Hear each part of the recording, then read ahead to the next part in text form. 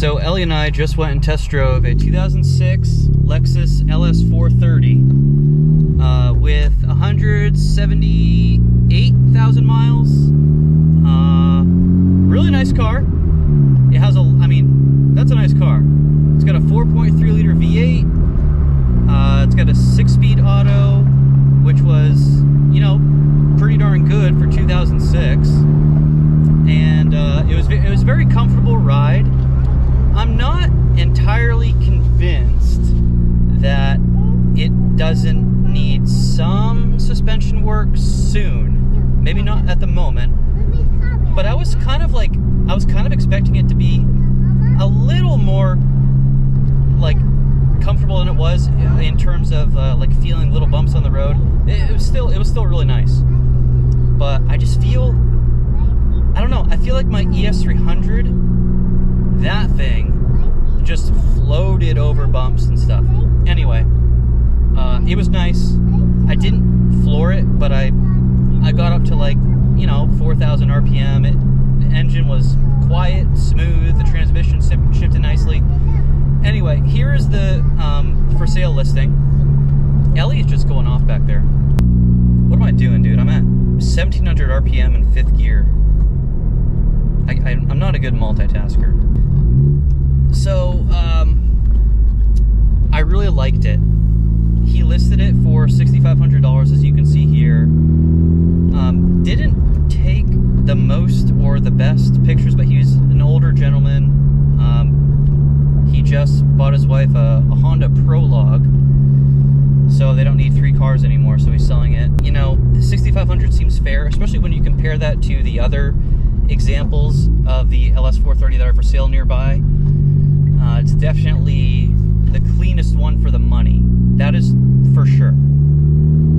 But, you know, $6,500 is towards the top of the KBB range, and he wasn't really willing to budge all that much. I brought $5,500 cash with me, which I'm about to go put it back in the bank right now. But I brought $5,500 cash, and I texted Vivian. Vivian's at work. She said, yeah, make the offer if you want. So I'm like, okay. So I did, and he said no. Like, he didn't even think about it. He said no. He said he turned down an offer recently for $5,700. So he says, make, you know, if you can make like a more reasonable offer, then we can make the deal. He didn't give an exact number, but like, let's say I offer $6,000. I don't know. That's still like more money than I was hoping to spend, because then you have to go pay for registration. It had the timing belt done about 40,000 miles ago, so there's a big maintenance item that's been done. Yeah, I don't know. But at least now I have some reference, right? So I've driven a 2nd gen Avalon, which I love that car. I would absolutely spend money on that car. Oh, I never told you guys. So that Avalon that I test drove in the last video, I didn't even make them an offer, but I said, like, the day after, they were texting me, and I said, hey, you know, really nice car. I loved it. I would love to buy it, but you are like $1,600 higher than the Kelley Blue Book value. They responded with, yeah, I'll put it on the screen here. They said something like, older Toyotas with a clean Carfax and smog ready are going to be above KBB, or he said something like that, and I'm just like, well, I mean, that's included. Like, if your car is in very good condition, that's included, that it's free of all major, like, mechanical problems, which would include, like, you know, a healthy catalytic converter so it passes smog. That's included. That's insinuated in the title, very good condition, you know what I mean? So, like, you can't charge more money, and especially $1,600 more, before the potential. I don't know if these used car dealerships have like dealer fees. But, you know, if I spend $6,500 on the Avalon, which I'm not going to, it's going to come out after taxes, sales tax, and registration. It's going to come out to over $7,000 easily. So, no. For a 22-year-old Toyota with 111,000 miles, I'm not doing that. I thought about taking $6,000 cash to that dealership and saying, here, this is what I want to pay out the door. If they were to accept that offer, which I don't think they will, but if they were to accept that, they're still making tons of money. They, you know, an old lady supposedly went and traded that in at their dealership. I bet they gave her like $2,500 for that car. You know? So they're still making a ton of money if they sell it to me at $5,000 and I'm six grand out the door. But I'm still overpaying for a car, and I don't want to do that. Dude, I tell you what, guys, you look at the used car market right now, and I think it's, I mentioned this in the last video, but I think it's telling about the economy that we're in. Like, people want so much money for their cars. Even cars that, like, are all banged up, all the bumpers are bashed in, they still want, like, very good condition prices. And it's like, no, dude, that's not how this works. So I'm looking at I've seen a lot of cars that have just been sitting for sale for weeks and weeks and weeks, or months and months. And then at that point, it's kind of like, it kind of feels like I'm looking at a stale listing, and the sellers, they're not really willing to play ball. They just want too much money for their cars. I just want to pay what I think the car is worth. That doesn't seem like it should be too much to ask. And let's go back to the LS430 that we just drove. Really nice car, spacious inside. I kind of feel like, actually, no, I know for a fact, because I looked up the dimensions of the interior. Hold on. I know for a fact that the Avalon has more backseat space, which is weird. But yeah, the Avalon has way more legroom in the back seat. So I don't know how that works, but the LS430 was really nice, but I just don't want to spend $6,500. I just don't. His asking price is not unreasonable. $6,500. It's not unreasonable. And that car can easily, with another timing belt change and 50,000 miles from now, and maybe a water pump and an alternator during that time, some brake pads, like, that thing could get another 100,000 miles. Eventually I'll find something, but I don't know. Maybe I could try offering him $6,000 for the LS430. I want you guys to let me know what you think. I think that would be a really sick car to have. Also, I went on YouTube and I looked up what those cars sound like, with, like, you know, modified exhaust, either Borla mufflers or straight pipes, which I don't know if I'm a straight pipe type guy. And those sound good. That'd be a cool car to have. I don't need something that fancy, you know. A Lexus ES would be just fine. A Toyota Avalon would be just fine. I mean, a Honda Accord 4-cylinder would be fine. It would satisfy my requirements of a smooth driving sedan that has more space for Ellie and our next child, right? So it's 6:30 a.m. on Sunday. I'm editing this video, and I wanted to give you an update on the negotiations. So, like I said, I offered him $5,500 on the spot. He said no, like, without hesitation. And then about 4 hours later, he texted me, and I'll show you the text here on the screen. He texted me and he said, it's something about, like, you know, what about $6,000? And I said, let me think about it. And then he said $5,700. So, I don't know. What do you guys think?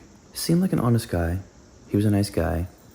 Older gentleman, definitely of the boomer generation. I would be willing to spend $5,700 on that car. He sent me the VIN. I am currently... I have like a post up on my Instagram story asking if there's anyone who can get a Carfax for me, like anyone who works at a dealership. Carfax? Dude, a Carfax is $45. That's insane. I could see $20. Like, I could swallow that. But $45? That's nuts. I don't know what they are smoking. Anyway, I think that's just crazy. Vivian's at work today. She opened her Starbucks store. So she'll be off around like 12:30 or 1. And then we'd have all afternoon theoretically to go possibly buy and drive this car home. I think that is a lot of car for $5,700. And I was talking a lot with ChatGPT, telling ChatGPT like exactly how I felt about the test drive and my sort of like hesitations. I did hear, when he pulled up initially, I did hear a very faint, like sort of a squeaking sound coming from the engine bay. This is a failure on my part. I never had him turn off the car so I could start it myself. And I also obviously never got the chance to do a cold start on it. So, you know, that's a failure on my part. So I described like the squeaking sound to ChatGPT, said with like 99% certainty it's the serpentine belt, which isn't an expensive fix, you know, like $250 at the shop down the street. You know, that's okay, whatever. It's got 178,000 miles. And, you know, tell me if this is weird, but when he got out of the car, like, you know, I said, hey, nice to meet you. One of the first things I asked about was, hey, what is that squeaking sound? And he's like, huh? He said he couldn't hear it. So he popped the hood, and I was holding Ellie, and I'm like looking around, and yeah, you can hear a very faint squeaking sound. So I don't know if he couldn't hear it, like physically couldn't hear it, or I don't know if it's playing dumb. Let me know what you guys think. But so I think it probably could use an alignment and a new serpentine belt. That's what I think. Which, if that's the case, that's like $400 right off the bat, as well as registration and so I mean, I don't know, $5,700. That's a great price for that. You know, that's a great price for that car. If you type in my zip code 95765 and do like 100-mile search radius for LS430s, this is undoubtedly the cleanest one by far for the money. And his initial asking price, like I said, $6,500. That was a fair initial asking price. I think I'm just hesitant because, like I said in the last video, I wasn't setting out, you know, to get this nice of a car, this expensive of a car. I was looking to just get something cheap for $4,000 and just freaking rack up highway miles on, right, to work and back, to keep miles off the Type R. And do I need something as fancy as the LS430? Absolutely not. I don't. I could get a 2003 Honda Accord LX with cloth seats and a 4-cylinder. And at the end of the day, it would meet my wants and needs, right? But since this is just like, you know, what's going on inside my head.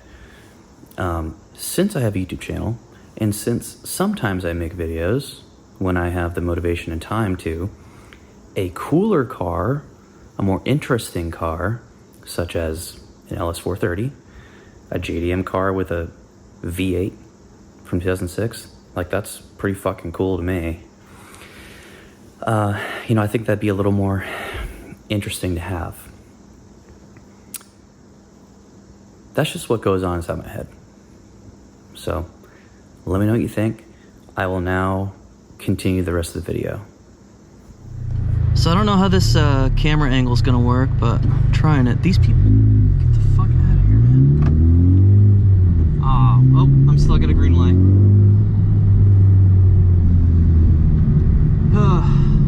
I just went and hung out with Vivian at her store for a while. She had a meeting outside, so Ellie and I hung out outside. Anyway, just talked to her a little bit about the car, the LS430. I need something though, man. Like, I don't know, if I could get something really nice, well maintained for $4,000,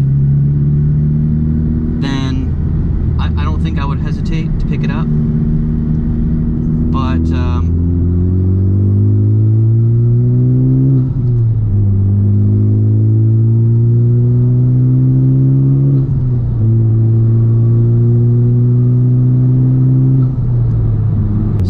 give my thoughts on the Honda Prelude. When I first heard that they were bringing back the Prelude, I had high hopes, but you know, there's something I want to say about Honda. You guys, I think most of you will agree with my assessment, but I think Honda as an automaker is just so conservative nowadays. They're so afraid to take risks. The only exciting thing they have with balls is the Type R, you know? But they still won't make anything sporty that's all-wheel drive. The SI still has 200 horsepower after, like, since 2006, it's essentially had 200 horsepower. 197, might as well say 200. Like, seriously?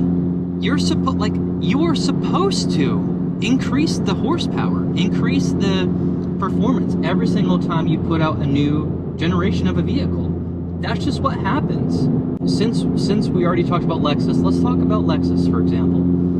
So the ES300, you had it started out with like 100 something horsepower V6, and then it had a 210 horsepower V6, and then they increased the output of the engine to 3.3 liters, and it had 225 horsepower. And then the next generation ES was an ES350. And once again, it got a bigger engine, more power, went up to 280 horsepower, and I need to take this exit. Whoops. Sorry, Camry behind me. And then the ES after that one had just a little more horsepower, like 300 something. So every single time you put out a new generation of a vehicle, you are supposed to add performance. You're supposed to make it better, faster, nicer than the last one. And I just don't understand what is going on behind the scenes at Honda. You know, people, when the 11 Gen was first announced, and they went over like the horsepower numbers, I remember at the time, several years ago, that people were like, dude, what the hell? Like, people were just laughing. Especially, not that this matters so much, but especially like non-Honda people, like Subaru guys or Ford guys or whoever the hell it is, especially those people, when they saw that, they're just like, dude, Honda's a joke. You know what I mean? The Prelude is just... Man, if you're gonna come back, if you're gonna bring a coupe back into your lineup and call it a Prelude, which is a name in the Honda's lineup that has a decent amount of history, and it had a reasonable amount of, and it had kind of an impressive amount of innovation during its time. You're gonna bring that back with a CVT hybrid, excuse me, and like 200 horsepower. That is just absolutely absurd to me. I can't even fathom how they feel. Like, I don't understand how they don't feel embarrassed. That might sound harsh, but I mean, come the fuck on, dude. Like, I feel embarrassed for them. Honda just had such an opportunity to give people what they want with a Prelude or bring back the fucking S2000, dude. Like, what are you waiting for, man? Subaru and Toyota have been selling the BRZ in decent enough numbers for a two-door, you know, four-cylinder sports car since 2012 for the 13 model year, right? So I don't get it, man. I truly don't understand. If anybody has like insight, or maybe I'm not considering like the macroeconomics of their decisions, let me know. To me, it just doesn't make sense. Maybe it's because they see that, you know, some of the Acura vehicles have been failing. Like, they just got rid of the TLX. I never even got a chance to drive a TLX. I still can find a used one to go test drive. But, like, a V6 turbo, that sounds fucking badass. I just don't have $60,000 to spend on one. So, I think they tried some things with Acura, but I mean, the Integra is, it's a nicer Honda Civic. You know, I don't really have much to say about the Integra these days. I rarely ever see them, to be honest.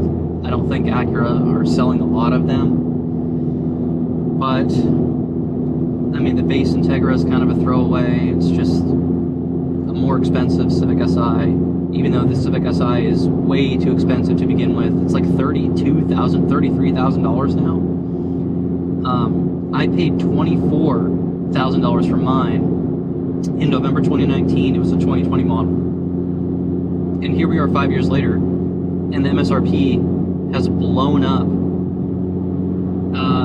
to like over 30 grand. It's insane, and you're still getting the same horsepower. To me, that is fucking crazy. At the very least, what they could do with the SI with that 1.5, you know, the L15, is they could actually give it VTEC. To the point where when you floor it, you can fucking hear it and feel it. You know what I mean? This car has a VTEC, and with an aftermarket downpipe, you can hear it and feel it a little bit, but it's nothing like the old days, man. And the old days aren't coming back. I understand that. I get that. But dude, who's gonna buy this new Prelude?